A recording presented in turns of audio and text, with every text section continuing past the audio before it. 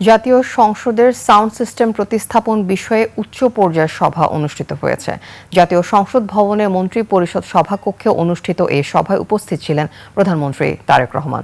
সভায় সভাপতিত্ব করেন জাতীয় সংসদের ভারপ্রাপ্ত স্পিকার ব্যারিস্টার কায়সার কামাল। সংসদের বিদ্যমান সাউন্ড সিস্টেম প্রতিস্থাপনের লক্ষ্যে বিশ্বের আধুনিক প্রযুক্তি নির্ভর বিভিন্ন সাউন্ড সিস্টেম সম্পর্কে একটি বিস্তারিত উপস্থাপনা দেয়া হয়।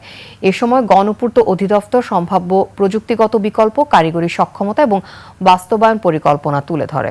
উপস্থাপনায় আধুনিক সাউন্ড সিস্টেমের প্রযুক্তিগত বৈশিষ্ট্য, কার্যকারিতা এবং জাতীয় সংসদের কার্যক্রমের সঙ্গে সামঞ্জস্যপূর্ণ বিভিন্ন দিক নিয়ে আলোচনা করা হয়।